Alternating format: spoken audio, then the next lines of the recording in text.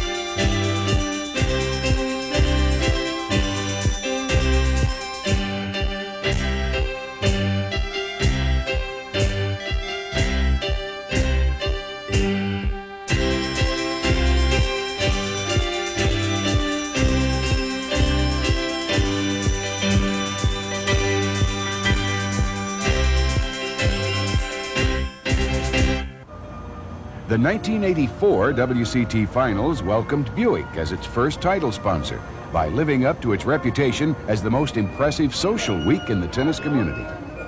Monday night meant party time as hundreds of guests turned out to celebrate the opening of the 14th annual tournament. The Adelstein's international reception added a little Texas flavor to the tennis festivities. The partygoers donned their best Western outfits for the celebration, and while many danced to the music of Razzie Bailey, others took the time to mingle with their favorite tennis stars.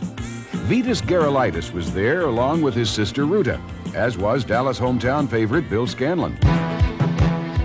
With $500,000 in prize money on the line, the field for the 1984 Buick WCT Finals featured a number of names familiar to Dallas tennis fans. Along with Gerulaitis and Scanlon were McEnroe, Smid, Curran, Creek, and playing in Dallas for the first time since 1980, Jimmy Connors. Rounding out the field were five impressive players who would be making their Dallas debut: Jimmy Arias, Elliot Telcher, Mark Dixon, Heinrich Sundstrom, and substituting for an injured Yvonne Lindell, Tim Mayock. Mayock began year 14 of the Buick WCT Finals with a formidable challenge. His opponent in the opening round of the 1984 tournament was the tireless Czechoslovakian, Tomas Smid.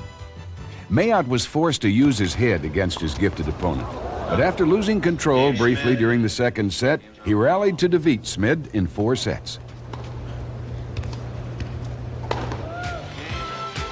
Another opening match featured two newcomers to Reunion Arena, Elliot Telcher and Heinrich Sundstrom.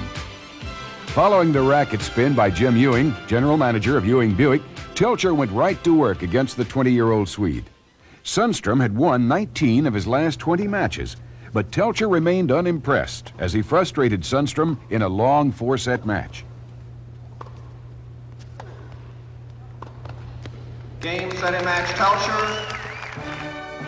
The 1984 Buick WCT Finals marked the debut of an innovative idea in tennis viewing comfort. Members of the Trailblazer Club were treated to a plush outdoor facility which provided a relaxed atmosphere before, during, and after the matches. The media and special guests were also treated to some creature comforts of their own over at Brookhaven Country Club. The media tennis tournament and brunch featured 3-time Olympic gold medalist Peter Snell, and on the outdoors court, 2-time Wimbledon mixed doubles champion and current U.S. Open referee Bob Howe. Back at Reunion, the first round matches continued with a Wednesday evening matchup featuring Mark Dixon and Kevin Curran. Although Dixon raced to an early 2-set lead, Curran kept his composure and battled back to take a 5-set win over the stunned Floridian. It would not be the only marathon match of the tournament for Curran. Neither would it be the only lengthy match of the night. The next opening round contest featured two familiar faces, Dallas native Bill Scanlon versus the tenacious Vitas Gerulaitis. Despite a few well-placed passing shots by Gerulaitis, Scanlon dominated the first two sets.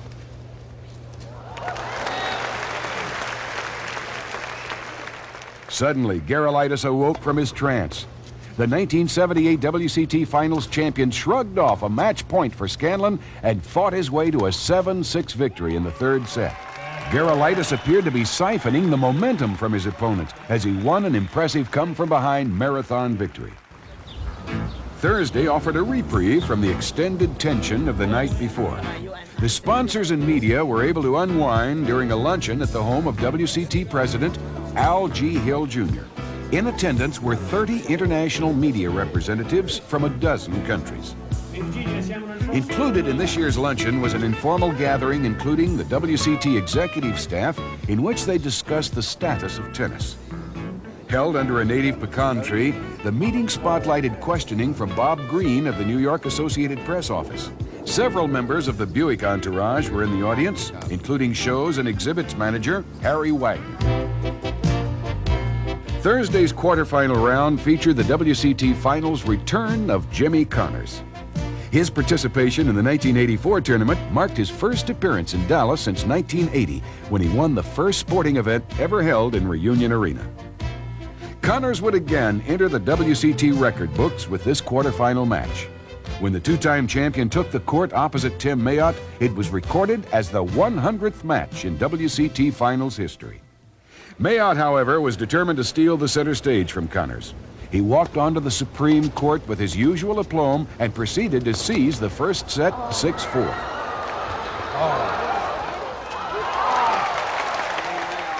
Despite the intensity on the court, the audience was distracted. The Dallas Mavericks were playing across town in their first NBA playoff series, and the crowd kept its ears on the radio and its minds on basketball. Connors finally came up with a ploy to lure the audience back into the tennis match. With the crowd now solidly behind Connors, Mayotte was defenseless as he fell prey to Connors' unique mixture of talent and aggressiveness.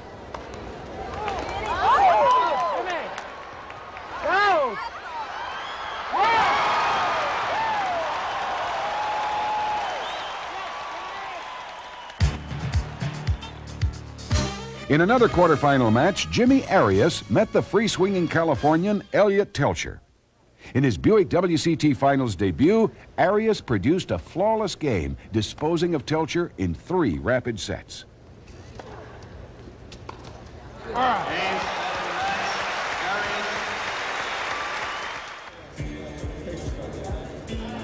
It was at the International Media Conference that members of the press corps received a foreshadowing of events to come in the 1984 tournament. While the other players received cursory attention, John McEnroe was treated with the type of adoration usually reserved for Hollywood superstars. The only 3-time champion in the history of the WCT Finals was constantly followed by a battery of television cameras. It became obvious to the media that this tournament belonged to McEnroe. After his controversial victory over Ivan Lendl in the previous year's championship, the press anticipated another Big Mac attack. The accolades as well as the pressure were all McEnroe's. McEnroe seems to be the guy to beat, I think. Just after watching him play the last couple months, he's been playing really, really well. As the top point earner in the 1984 race to Dallas, McEnroe also won the $10,000 Buick WCT Gold Ball, presented by Jim Perkins, General Sales Manager for Buick Motor Division from Flint, Michigan. And we want to take this opportunity to present to you this beautiful gold ball, handcrafted gold ball, Mandelstein Jewelers. It says 1984 Buick WCT and inscribed on the base, John McEnroe. It's my great pleasure. Thank you very, very much. McEnroe's first match was in the Friday quarterfinals against Vitas Gerulaitis. McEnroe had assembled a string of 6 consecutive victories over his fellow New Yorker. So when Gerulaitis entered the Reunion Arena, he faced a formidable uphill struggle. McEnroe began by running his opponent all over the court. He then displayed his keen sense of shot placement with a soft drop shot.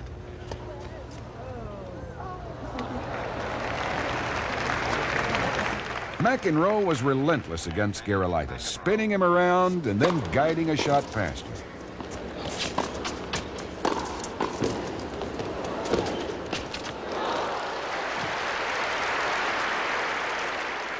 Despite a partisan audience that attempted to motivate Gerulaitis, McEnroe proved invulnerable, scoring a quick 3-set victory.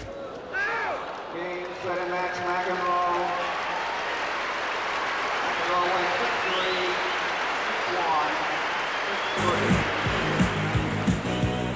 6-1, 6-3. Also in Friday's quarterfinal round, Johan Kriek made his first Buick WCT Finals appearance since 1981, taking on fiery Kevin Curran.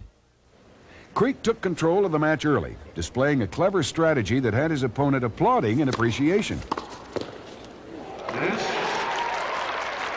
Kriek won the first 2 sets, and then, obviously shaken by several close line calls, his game began to crumble. By the time Curran hit his stride, the crowd came alive, voicing spirited support for the lanky right-hander.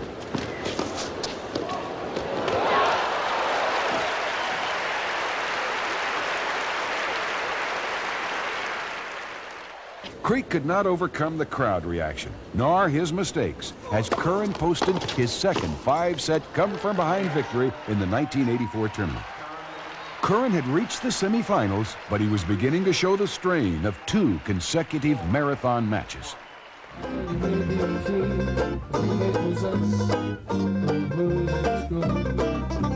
Following the extended excitement over the quarterfinal matches, the WCT entourage was treated to cocktails and conversation at the home of Norma and Lamar Hunt. Not only had the tournament shifted into high gear on the court, so had the social activities off the court as the party-goers anxiously awaited the upcoming semifinals. Sandwiched between the myriad of social gatherings were the First City Future Stars Finals. 8 of the top junior tennis players in North America battled on the courts of the Las Colinas Sports Club. 18-year-old Brad Pierce eventually upset top-seeded Patrick McEnroe in the championship match at Reunion Arena. It was the younger McEnroe's second straight unsuccessful bid for the First City Future Stars crown. The semifinal matches were to become definitive statements by the tournament's top seeds. Jimmy Connors and John McEnroe had both talent and tradition on their side, and they refused to disappoint the demanding audience. Connors took on an eager foe in Jimmy Arias, but Arias felt his enthusiasm fade early in the match.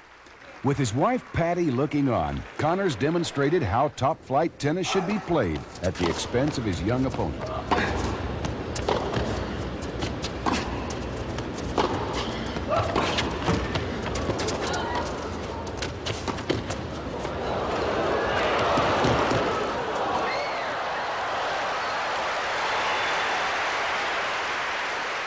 Despite the lengthiness of some of the earlier matches, this contest was rapidly drawing to a close.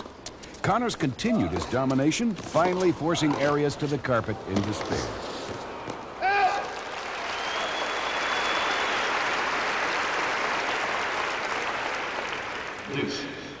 Even after 2 sets of domination by Connors, Arias exhibited an extraordinary amount of maturity and stamina.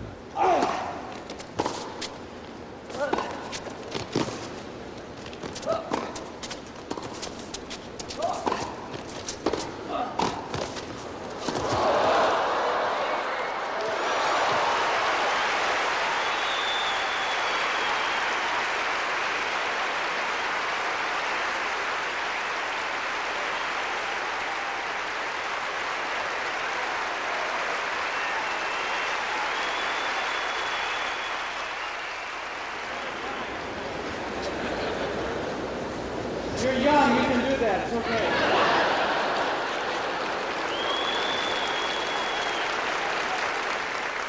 Regardless of the last-minute heroics by Arias, Connors was too much to overcome as he notched a 3-set victory. Connors had reached the championship round. The rest was up to McEnroe and Curran.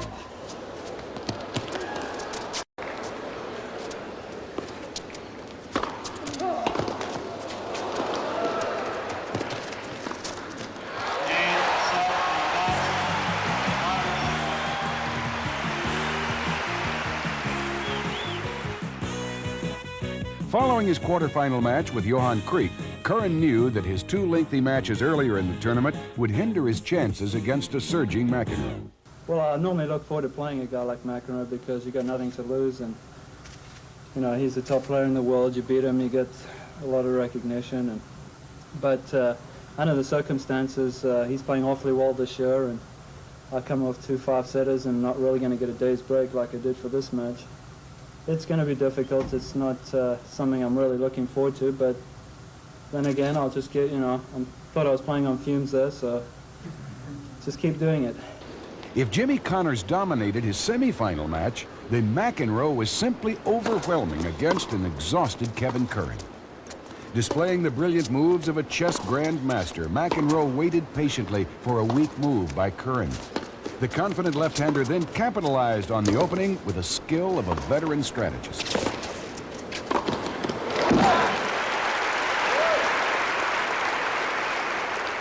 McEnroe was on a roll, disposing of Curran in 3 sets, 6-3, 6-3, 6-4. The expectations of the Dallas fans were fulfilled. The 1984 Buick WCT Finals would make front-page news with an old-fashioned McEnroe-Connors shootout in the championship match.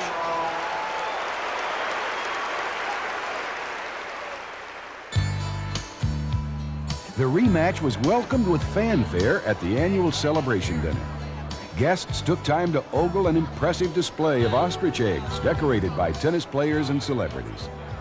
Sales of the eggs, coupled with proceeds from the dinner, raised $150,000 for the Dallas Society for Crippled Children. The celebration dinner also featured several special guests from Buick: Wally Edgar and Ken Pruitt, Mr. and Mrs. Bill Morey, and Lyle Pennington and Don Snell with Norma Hunt. During the awards presentation, Howard Head, creator of the innovative and popular large-size Prince rackets, received the coveted Service to Tennis Award. Also preceding the championship round and making its debut at the 1984 tournament was the Buick WCT Finals Racket Race and Fun Run. Proceeds from this event were also donated to the Dallas Society for Crippled Children.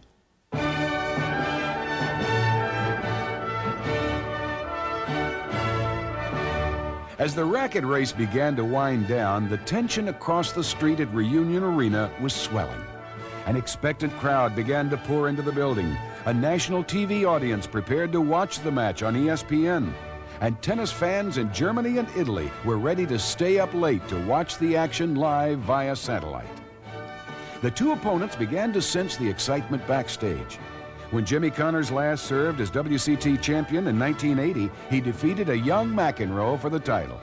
But now it was a more mature McEnroe who was in the driver's seat, taking the court for an attempt at an unprecedented 4th Buick WCT championship.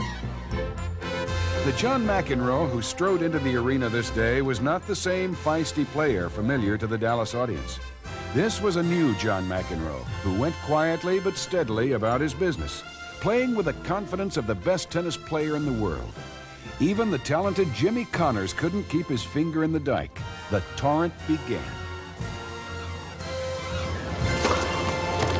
30-15. McEnroe scored his first ace before the match was 2 minutes old. The unique twisting serve that is a McEnroe trademark caught Connors off guard, forcing him to hit into the net.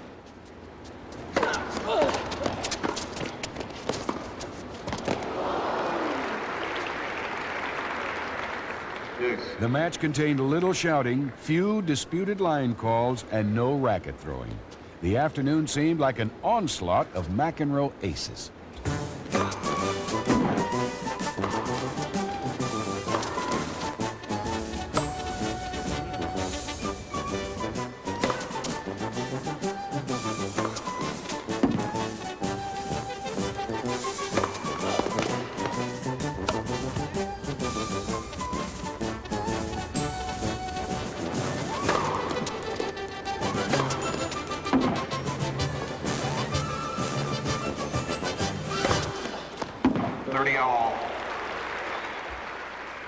By the second game of the third set, McEnroe had scored 13 aces, while Connors had won only 4 out of 15 games.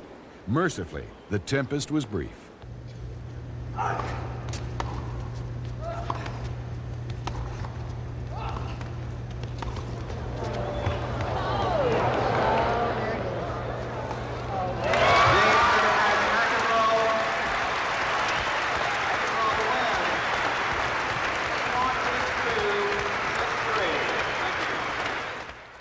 McEnroe walked away with his 4th Buick WCT championship, scoring a 6-1, 6-2, 6-3 victory. You know, ladies and gentlemen, for many years at Buick, we've had a saying that we kind of think depicts the way we do business. That saying is best in class. And I think after seeing the tennis you've seen here today and the tennis they've had here this week, you'd have to agree that world championship tennis, like Buick, truly is best in class. Thank you. What more can you say about John McEnroe? He's already said it all out there on the court. So without further ado, I'll ask Wally Edgar to present the trophy. Check, sir. Hold it up all the way around. Hold it.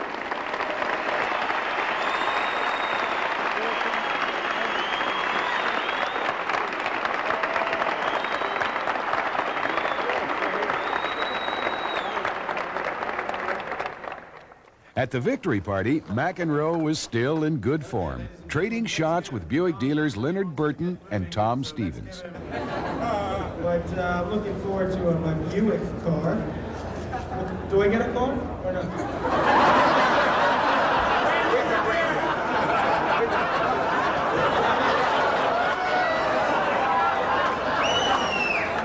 On the spot or anything?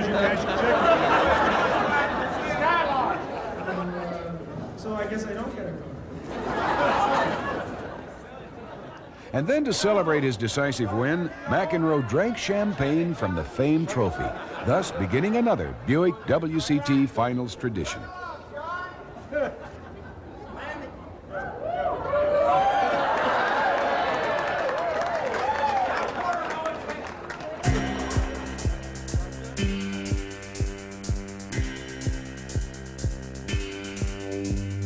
Proving that the 1984 Buick WCT Finals was best in class, McEnroe wrapped up the Year of the Aces by posing with the WCT courtmates, basking in the glory that belongs to the only 4-time champion in Buick WCT Finals history.